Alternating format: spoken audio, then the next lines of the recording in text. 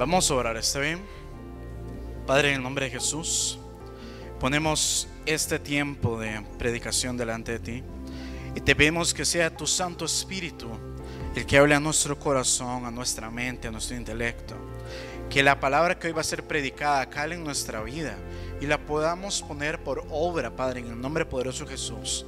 Derrama sobre nosotros sabiduría, entendimiento, inteligencia, discernimiento, y ayúdanos siempre a caminar conforme a tu voluntad, Padre, en el nombre de Jesús.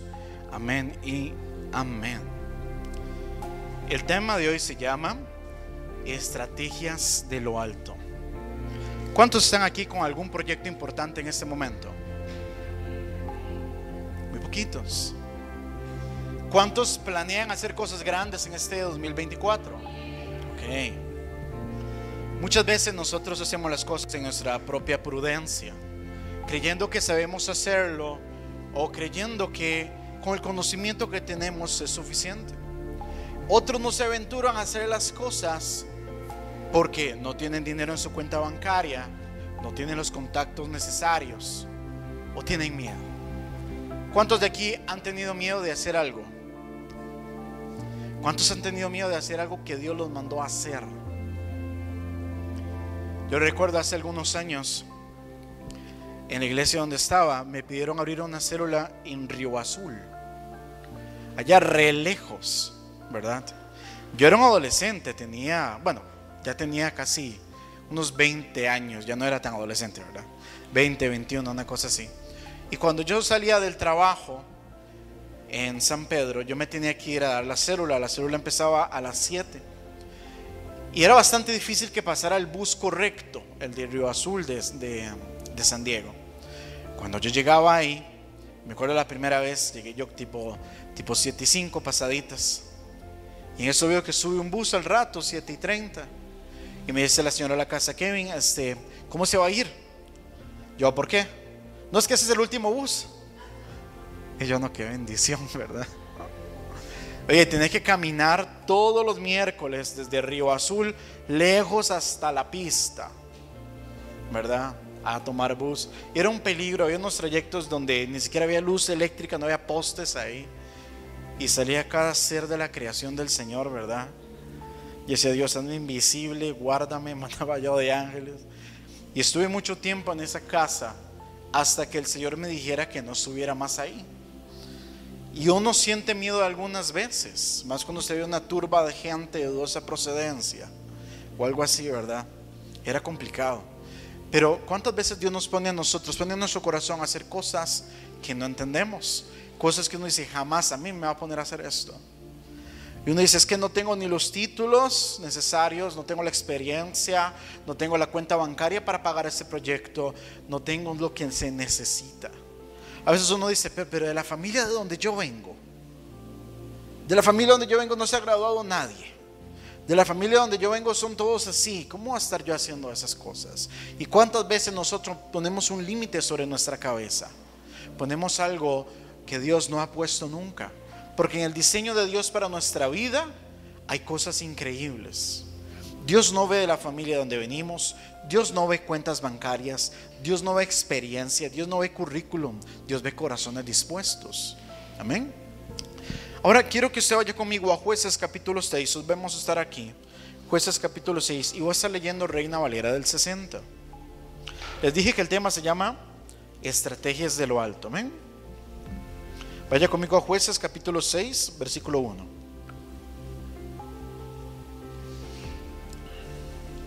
Si usted apunta, la primera parte del bosquejo se llama: el pecado de Israel trajo sobre ellos consecuencias.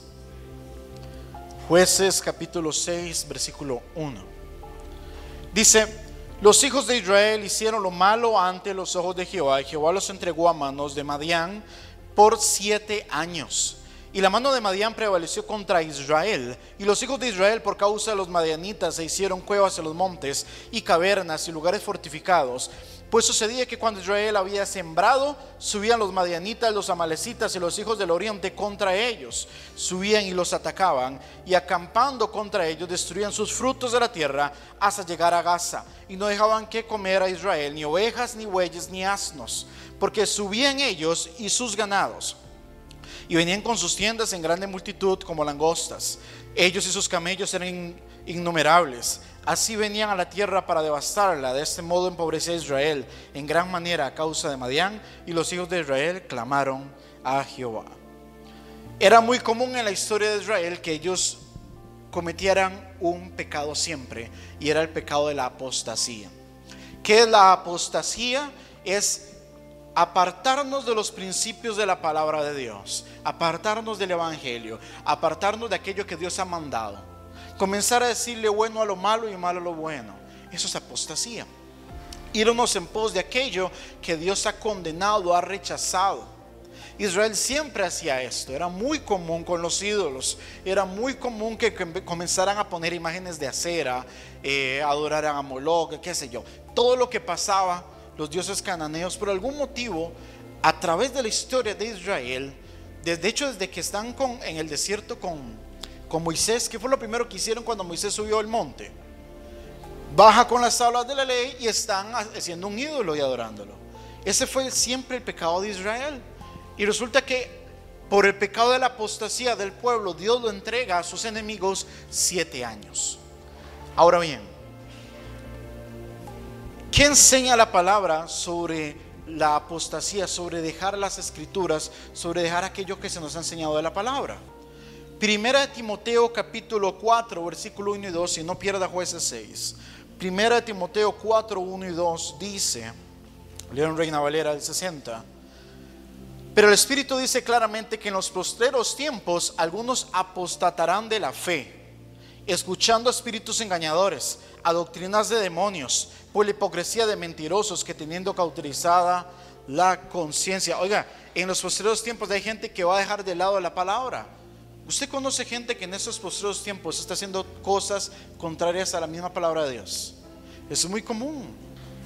Hay gente que hoy no está declarando la palabra, no está poniendo su confianza en Dios, está clamándole al universo por cosas. Yo no le clamo al universo cosas, yo oro al Padre creador del universo. Eso es un hijo de Dios. Yo no ando diciendo que estoy manifestando cosas, porque he visto inclusive cristianos diciendo esta estupidez. Eso no es bíblico. Usted no puede manifestar cosas para que el universo le dé X y Y. Es si la voluntad de Dios. Usted clama a Dios, usted declara la palabra de Dios, usted confía en Dios, y si es la voluntad, algo va a suceder o no. El que usted se ponga a manifestar y declarar y poner en sus estados manifestando no sé qué, eso no va a suceder. Y si pasa, es que el diablo se aprovecha de su ignorancia, porque usted no le está dando honor y gloria a Dios. ¿Cuánta gente anda por ahí creyendo cosas que son contrarias a la palabra de Dios? El cristiano, hijo de Dios, confía en su creador, confía en el creador del universo, no le pide al universo cosas. Digo, yo no me imagino a un Júpiter pensando en Javiercito porque está esperando que el universo le ayude en algo. La creación misma no tiene conciencia, empezando por ahí. Dice que en los próximos tiempos algunos van a apostatar de la fe. Quiere decir que la gente que ya es cristiana, hija de Dios, va a alejarse de los principios de la palabra. Va a empezar a ver lo bueno como malo. En el siguiente epístola de Pablo a Timoteo, en el 2 Timoteo, en el capítulo 4, versículos 3 y 4, en Dios habla hoy, dice: porque va a llegar tiempo en que la gente no soportará la sana enseñanza, más bien según sus propios caprichos, buscarán un montón de maestros que solo les enseñen lo que ellos quieren oír. Darán la espalda a la verdad y harán caso a toda clase de cuentos. Y hoy por hoy vemos gente que cada vez pareciese que se alejan más de la Biblia, que se alejan más de la palabra de Dios, porque la palabra de Dios confronta. La Biblia dice que la palabra misma es una espada de doble filo que penetra a lo profundo, a lo más profundo. Yo cuando comencé en Cristo, a la iglesia donde iba, y estaba el pastor predicando, yo decía, ¿quién le habrá contado al pastor lo que yo hice ayer? ¿Quién le habrá contado lo que yo hice la semana pasada? Porque todo lo que predicaba era como si fuera una pedrada, ¿verdad? Y no, es que el Espíritu Santo redarguye el pecado con la palabra. Yo no puedo convencer a nadie de pecado. Eso lo hace el Espíritu Santo de Dios, ¿verdad? Ahora, la Biblia advierte en pos de irnos por las creencias del mundo. Si nosotros vemos en Isaías 5:20, que muchos se lo saben de memoria, dice: hay de los que lo malo dicen bueno y de lo bueno malo, que hacen de la luz tinieblas y de las tinieblas luz, que ponen lo amargo por dulce y lo dulce por amargo. ¿Cuántas personas hoy dicen, no, es que eso no está mal? Estamos en otros tiempos, dicen algunos. Y no estoy hablando necesariamente de uno que otro persona que se anda tomando un vino por ahí en diciembre. No, no es eso. Son cosas del mundo que están completamente torcidas a la verdad de la creación, de la palabra. Y vemos gente diciendo, no, es que hoy por hoy esto es normal. Y la iglesia tiene que respetarlo. La iglesia respeta la palabra de Dios. Eso es lo que hace la iglesia. Porque lo que ayer Dios condenó, hoy lo sigue condenando. Lo que para ayer Dios es pecado, fue pecado, hoy es pecado y seguirá siendo pecado. Entonces el detalle con esto es que en los posteriores tiempos muchas personas van a apostatar de la fe, se van a apartar de los principios de la Biblia. Y es que hay un proceso de enfriamiento en el cristiano. Y tal vez usted lo ha experimentado en algún momento. Dejamos de orar, llegamos muy cansados, dejamos de orar, dejamos de buscar a Dios, dejamos de leer la Biblia, dejamos de congregarnos. No llega el pastor, no, de la iglesia.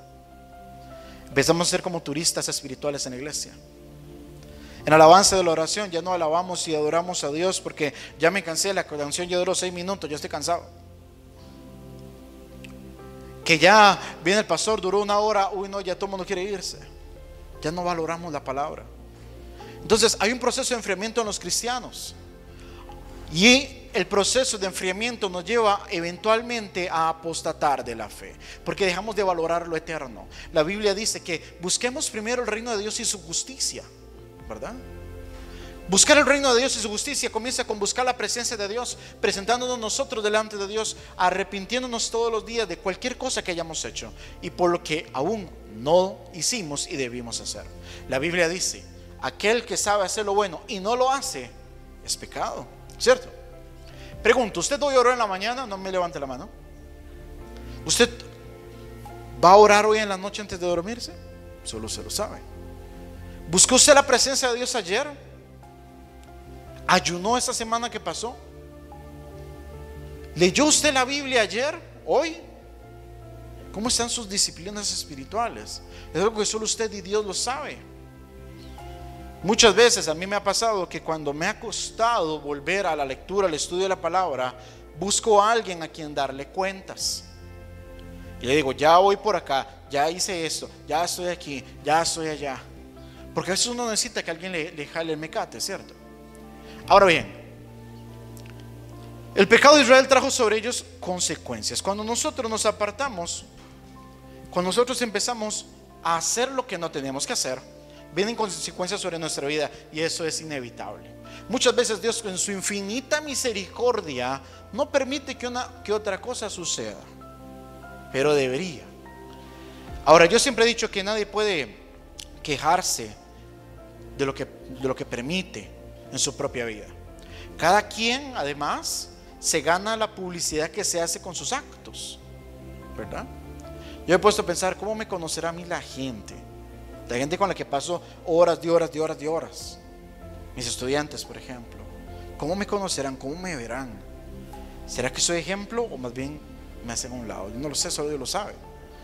Pero lo que sale de su boca, lo hemos explicado antes.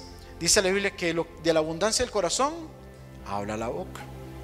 Todo aquel pensamiento que está en su cabecita, el diablo no sabe lo que usted piensa. Él no es omnisciente, solo Dios lo es. Pero el diablo, el infierno mismo, puede colocar pensamientos en usted. Puede usted escuchar voces. La Biblia dice que todo pensamiento debe ser llevado cautivo a la obediencia de Cristo, y eso es con un motivo. Si el pensamiento que viene del infierno usted lo deja pasar en el filtro de su cabecita, llega a su corazón, aquí se anida, usted empieza a hablar y empieza a hacer, empieza a hablar y hacer lo que el diablo quiere o lo que Dios quiere. ¿Ok? Usted puede escuchar tres voces: la de Dios, la del diablo o la suya propia, su propia prudencia. Y cuando usted empieza a hacer cosas con su propia prudencia, todo sale mal. Y cuando usted empieza a hacer las cosas que el diablo quería que usted hiciera, todo sale mal. Y es que muchas veces la voz de Dios va en contra de lo que usted y yo queremos, porque usted está seguro que tiene que hacer esto en su mente, en su cabecita, y Dios dice: es que por ahí no es. El apóstol Pablo quería ir a predicar a Asia Mayor, y es bueno predicar, ¿sí o no? ¿Y sabe qué hizo el Espíritu Santo? Le dijo: ahí no vas. Y vino a Pablo en oración, Espíritu Santo, pero voy a ir a predicar, voy a ir a abrir iglesias. Ahí no vas.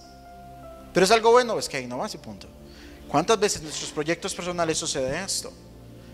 Y es que pasa que cuando tenemos una rebeldía espiritual, cuando nos empezamos a enfriar, dejamos de escuchar la voz de Dios, dejamos de escuchar la guianza de Dios. Romanos dice que todo aquel que es guiado por el Espíritu Santo, este es hijo de Dios. ¿O se le han salido cosas mal en la vida? A mí demasiadas. Errores, así, sacos de errores.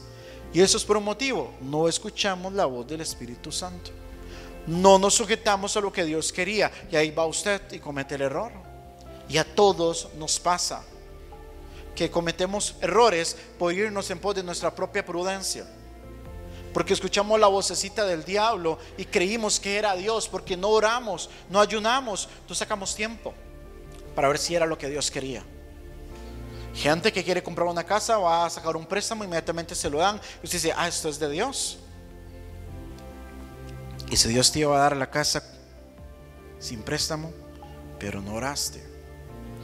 Por ahí va el asunto. Ahora bien, Israel siempre cometía ese error de la apostasía y hacía que hubiera consecuencias. ¿Cuál fue la consecuencia? Ahora estaban en cuevas, escondidos, sin comida, sin nada, con temores. Vamos a avanzar al versículo 11, Jueces 6:11. Dice: ¿listos? Jueces 6:11. Y vino el ángel de Jehová y se sentó debajo de la encina que está en Ofra, la cual era de Joás Abieserita.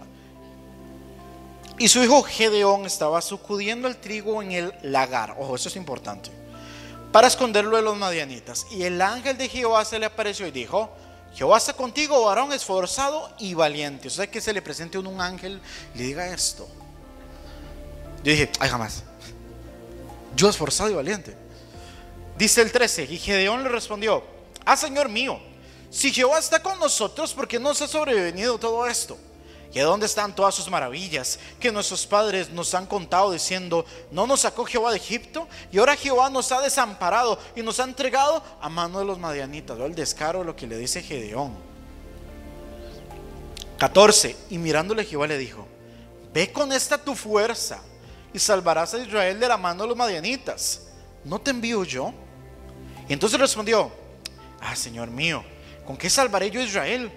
Vea lo que dice: y aquí que mi familia es pobre en Manasés, y yo el menor de la casa de mi padre. Y Jehová dijo: ciertamente yo estaré contigo, y derrotarás a los madianitas como un solo hombre.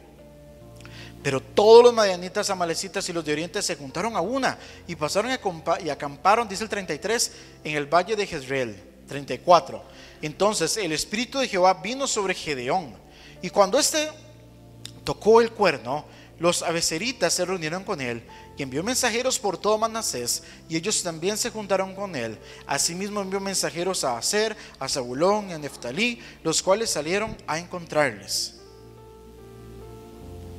Lo primero, en el versículo 11, dice que Gedeón está sacudiendo trigo en un lagar. Aquí hay un problema muy grande, y es que el trigo no se sacude en un lagar. El trigo tiene que estar en un lugar alto y ventoso, para que cuando se levante el trigo, el viento se pueda llevar la paja. Por lo tanto, hacer eso en un lagar cerrado no tiene sentido. Pero ¿por qué estaba haciendo Gedeón esto? Por miedo. No había comida y la poca que tenía la estaba escondiendo. Ahora bien, está el ángel viéndolo y le dice: Jehová que está contigo, hombre esforzado y valiente. Pero la Biblia dice que él tenía miedo. Gedeón le reclama: ¿cómo que Dios está conmigo? Tú estás viendo todo lo que está pasando. Oiga, y el ángel de Dios no le reclama ante ese otro reclamo. Lo que le dice es: vas a vencer a toda esta gente con esa su fuerza. ¿Qué quería decir esta su fuerza?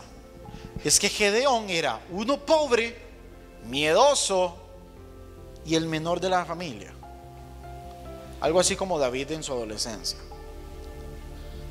Y le pone eso de excusa: pero es que yo soy pobre, es que yo no tengo plata, es que yo no puedo. O sea, yo soy el más pequeño, ni siquiera es uno de mis hermanos mayores. O sea, a mí me está escogiendo, ¿cómo se le ocurre?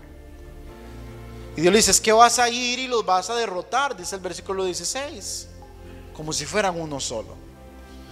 Usted se imagina el chispero en la mente de Gedeón: ¿cómo yo voy a hacer esto? Y sabías que Dios no ve cuentas bancarias, Dios no ve familia, Dios no ve edad. Para que su propósito se cumpla, busca un corazón que le crea. Y ese era el detalle. En el 34 y 35 dice que él suena una trompeta, manda a llamar gente. Y aquí empieza el primer milagro. Si Gedeón es de Manasés y además es pobre y además es el menor, la posibilidad de que el ejército le hiciera caso era nula. Y Dios permite que toda esta gente se reúna a ver qué quiere Gedeón. Eso era un poquito raro. Si usted lee el resto del capítulo, que lo invito a que lo haga en su casa, ve que una de las primeras cosas que hizo Gedeón fue derribar las imágenes que estaban, porque la idolatría es un pecado, es apostasía. Y fue lo primero Gedeón que hizo: se voló todas las imágenes, porque eso Dios lo detesta. Ahora, ¿cuántas veces nosotros, cuando Dios nos manda a hacer algo, ponemos de excusa nuestra personalidad, la familia, la plata, la preparación?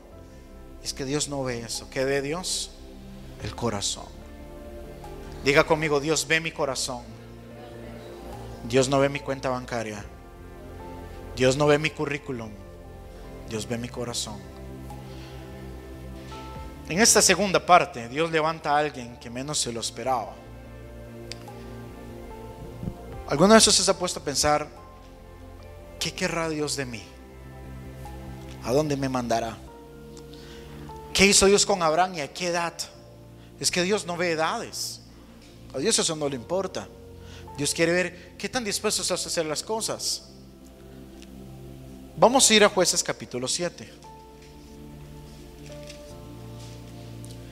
Dios da una estrategia imposible para la mente humana, y a mí me encanta esta estrategia de Dios. Por eso es que el tema se llama estrategias de lo alto. Jueces 7 a partir del versículo 2. ¿Listos? Y Jehová dijo a Gedeón: el pueblo que está contigo es mucho. ¿Cuál pueblo? Este que había llegado de los otros lados. Dice: para que yo entregue a los madianitas en su mano. No sea que se lave Israel contra mí diciendo: mi mano me ha salvado. Ahora pues, haz pregonar a los oídos del pueblo diciendo: quien tema y se estremezca, madrugue y devuélvase desde el monte de Galaad. ¿Y qué dice?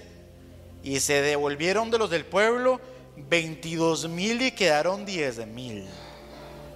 O sea, Dios había hecho el milagro. ¿Cuántos habían en total? 32,000, ¿cierto? Dios le dice: no, esta gente es mucha. O sea, mismo Dios fue el que los llamó. Y ahora está tratando con la fe de Gedeón. Primero le demostró que si lo va a mandar, para él montarle un ejército son 2 toques. Y ahora le despide un montón de gente.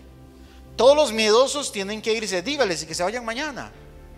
Gedeón, me imagino que pudo haber pensado: ay, se miran 100, 50, 22,000. De 32,000 le quedan 10,000. Dice: bueno, todavía son 10,000. Todavía no sabe cuántos son los madianitas, pero aquí tenemos 10,000. Pero como Dios juega mucho a probar nuestra fe, ponernos a prueba, sigue la prueba de fe. Dice 4: y Jehová dijo a Gedeón: aún es mucho el pueblo, llévalos a las aguas y allí te los probaré, y del que yo te diga, váyase contigo, irá contigo, mas cualquiera que yo te diga, este no va contigo, el tal no irá. Entonces llevó al pueblo a las aguas, y Jehová dijo a Gedeón: cualquiera que lamiere las aguas con su lengua como lame el perro, aquel pondrás aparte, asimismo a cualquiera que se doblare sobre sus rodillas para beber. Y fue el número de los que lamieron el agua con la mano en su boca, 300 hombres. Y todo el resto del pueblo se dobló sobre sus rodillas para beber agua. Entonces Jehová dijo: con esos 300 hombres que lamieron el agua, os salvaré y os entregaré a los madianitas en tus manos. Váyase toda la demás gente a su lugar. Imagínense usted ahora la cara de Gedeón, porque no entendía cuál era el sentido de que hubiera algunos que se inclinaran, tomaran agua y tomaran así, y los otros se arrodillaran. ¿Qué significaba? ¿Cuál era el problema? Es que hay un sentido detrás. El que solo se agacha para tomar el agua estaba siempre vigilante. El que se iba de rodillas, metía su cabezota en el agua, descuidaba su espalda y descuidaba todo lo que está alrededor. Lo que no sabía es que lo que hicieron eso eran 9,700. Ahora se queda con solo 300 ahí. Mírense la cara de Gedeón. Uy. O sea, de 32,000 pasar a 300 está jalado el pelo. Ahora bien, es que no es la economía nuestra, no es la cantidad de recursos, no es la cantidad de personal, es Dios haciendo de las suyas. Como era un pastor que yo tuve, es Dios haciendo diosuras, ¿verdad? Dios hace cosas que no entendemos. Dice: habiendo tomado provisiones para el pueblo y sus trompetas, envió a todo Israel, cada uno a su tienda, y retuvo a aquellos 300 y tenía el campamento de Madián abajo en el valle. 9. Ve, eso es muy importante. Aconteció que aquella noche Jehová le dijo: levántate, desciende al campamento, porque yo lo he entregado en tus manos. Ojo el 10. Si tienes temor de descender, baja tú con fura a tu criado al campamento, y oirás lo que hablan. Entonces tus manos se esforzarán y descenderás al campamento. Y él descendió con fura. ¿Qué quiere decir que él descendió con fura? Que tenía temor, ¿cierto? Hasta los puestos avanzados de la gente armada que está en el campamento. 12. Y los madianitas y los amalecitas y los hijos de Oriente estaban tendidos en el valle como langostas en multitud, y sus camellos eran innumerables como la arena que está en la ribera del mar en multitud. 13. Cuando llegó Gedeón, he aquí que un hombre estaba contando a su compañero un sueño, diciendo: he aquí que yo soñé un sueño. Veía un pan de cebada que rodaba hacia el campamento de Madián, y llegó a la tienda y la golpeó de tal manera que cayó, y trastornó de arriba abajo, y la tienda cayó. Y su compañero, dice el 14, respondió y dijo: esto no es más que otra cosa sino la espada de Gedeón, hijo de Joás, varón de Israel. Dios ha entregado en sus manos a los madianitas con todo el campamento. Ojo, el otro le interpreta el sueño. ¿Qué le está diciendo Dios? Si usted tiene miedo, vaya con fura, usted va a ser esforzado. Y no a Gedeón: ¿cómo Dios me va a esforzar por ir a ver este poco de gente? Él se acerca y escucha lo que sueña uno. Ya Dios le estaba revelando a un madianita que iban a perder. Y Gedeón se motiva. Dice el 15: cuando Gedeón escuchó el relato del sueño y su interpretación, adoró. Vuelto al campamento de Israel, dijo: levantaos, porque Jehová ha entregado el campamento de Madián en vuestras manos.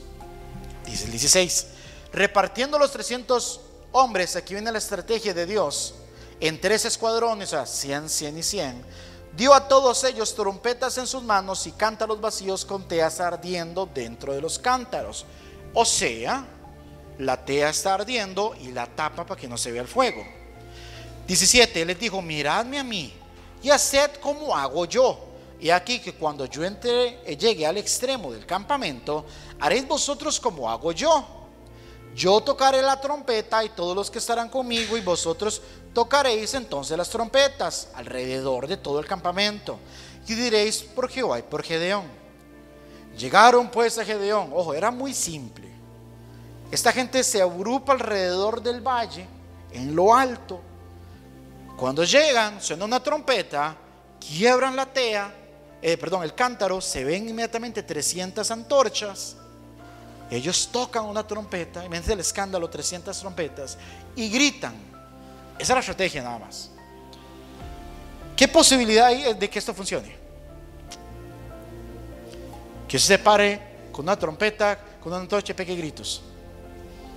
Entonces yo diría, pues, no. 19. Llegaron pues Gedeón y los 100 hombres que llevaba consigo al extremo del campamento al principio de la guardia de la medianoche, cuando acaban de renovar los centinelas. Y tocaron las trompetas y quebraron los cántaros y llevaron en sus manos.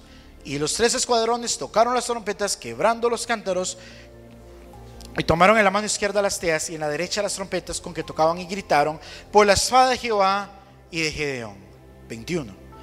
Y se estuvieron firmes cada uno en su puesto en derredor del campamento. Entonces todo el ejército echó a correr, dando gritos y huyendo. Y los 300 tocaban las trompetas. Y Jehová puso espada cada uno contra su compañero en todo el campamento. Y el ejército huyó hasta Betsida, en dirección de Serera, hasta la frontera de Abel Meola en Tabat. Oiga, esta gente no hizo nada. Esta gente no fue a luchar, no se metieron al campamento como locos, no hicieron nada de eso. Era confiar plenamente en la estrategia de Dios.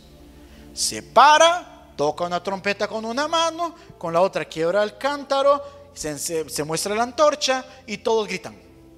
Y ya eso es todo. Abajo yo me imagino a la gente viendo esas 300 y decir, qué montón de gente.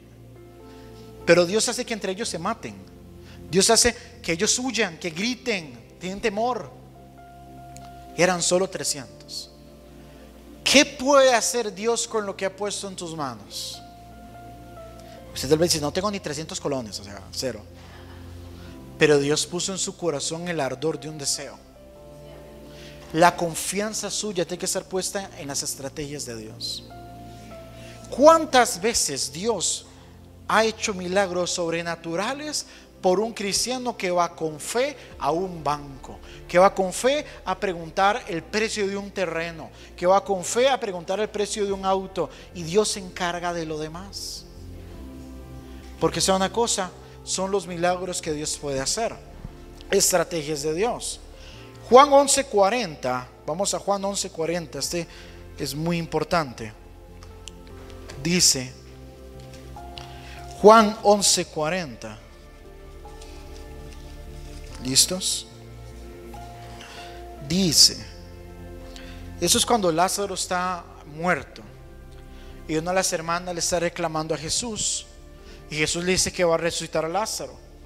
Le dice Juan 11:40, Jesús le dijo, ¿no te he dicho que si crees verás la gloria de Dios? Hoy el Señor te está preguntando, ¿no te he dicho que si crees verás la gloria de Dios? ¿Qué está usted esperando?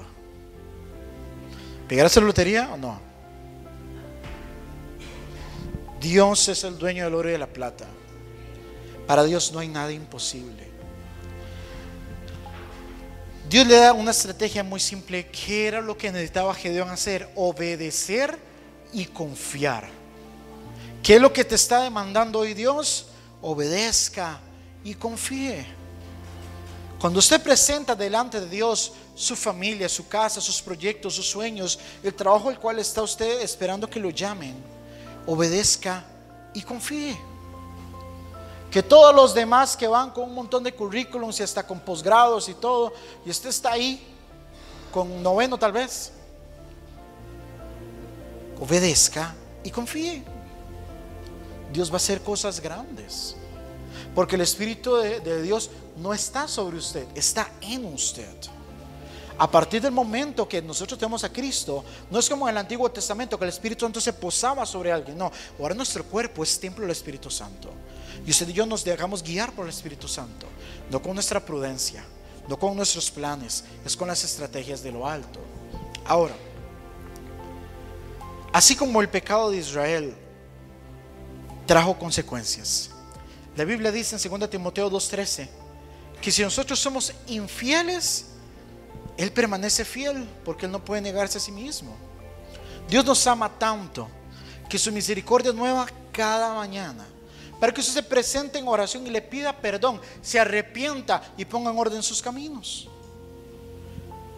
Diga al Espíritu Santo ahí en oración en su silla: Espíritu Santo, trae a mi memoria aquello que a ti no te agrada. Trae a mi memoria aquello que hice hoy, que hice ayer, que he hecho esta semana, que no está bien. Redarguye mi corazón y saca eso. Porque eso que usted y yo estamos haciendo está estorbando para que las estrategias de Dios se cumplan en su vida. Ese pecadillo que anda por ahí, esas cosillas, a Dios le estorban. Y Dios quiere que usted sepa que hay estrategias de lo alto para usted. Cosas grandes que Dios quiere hacer en su vida. Y Dios no está viendo ni su edad, ni su dinero, ni de qué familia viene usted. Nada. Dios está viendo su corazón. Un corazón obediente que confía. Eso es lo que está viendo el Señor. Dios le llamó esforzado y valiente. Hoy Dios te llama mujer esforzada y valiente, varón esforzado y valiente. Y usted dice, pues es que yo tengo miedo de todo. Y Dios dice, es que yo estoy contigo. Yo estoy contigo. A lo que te vas a enfrentar, yo estoy contigo. ¿Cuál es el problema? Que el mundo dice aquí, que el mundo dice allá, que ocupas tanta plata. Yo estoy contigo. ¿Cuál es el problema? 2 Timoteo 1:7 dice, porque no nos ha dado Dios espíritu de cobardía, sino de poder, de amor y dominio propio. Dios no establece un propósito para cobardes. Es para gente que le cree. Para gente que cree que el amor de Dios es lo que nos fortalece. Para gente que cree en el plan eterno de Dios. ¿A cuántos los que están aquí presentes creen que Dios los ha llamado por algo grande? ¿Sabe una cosa? En su barrio, en su casa, en su lugar de trabajo, dígale: Padre, en el nombre de Jesús, pon personas para que yo les hable de ti. No me pusiste en ese trabajo porque sí. Es con propósito eterno. No es por sus títulos o porque qué carga o por su prudencia. No, es porque Dios te pone en ese lugar con un propósito. Vas a marcar la vida de alguien. Dígale: Padre, yo no quiero ir a ningún lugar si tú no estás conmigo. ¿Que puedo tener temores? Sí. Todos tenemos temores de enfrentar cosas nuevas. Dígale: Padre, en el nombre de Jesús, yo quiero sentir tu amor en mí. Yo no soy un cobarde. Me cuesta, tengo miedo por algunas cosas, pero tú me has dado un espíritu, dice, de dominio propio, un espíritu de poder, un espíritu de amor. La Biblia dice que Dios pone el querer como el hacer por su santa voluntad. Dígale al Padre en oración: Padre, en el nombre de Jesús, pon en mí el querer como el hacer, la necesidad de buscarte, la necesidad de tomar las decisiones correctas. Pon en mí ese deseo, despiértame de madrugada si es necesario, porque necesito tu guianza. No haga las cosas porque a usted se le ocurre o porque pareciera que todo es de bendición. Ore primero, ayune para que su espíritu se sujete, para que su carne mengüe. Busque de Dios todos los días. Dice Santiago 1:5: si alguno de vosotros tiene falta de sabiduría, pídala a Dios, el cual da a todos abundantemente y sin reproche, y se las va a dar. ¿Usted necesita sabiduría? Todos ocupamos sabiduría. Yo quiero que ahorita usted cierre sus ojos.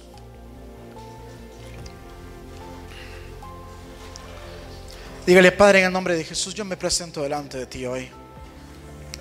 Necesito de tu presencia. Necesito fortaleza. Necesito sabiduría de lo alto.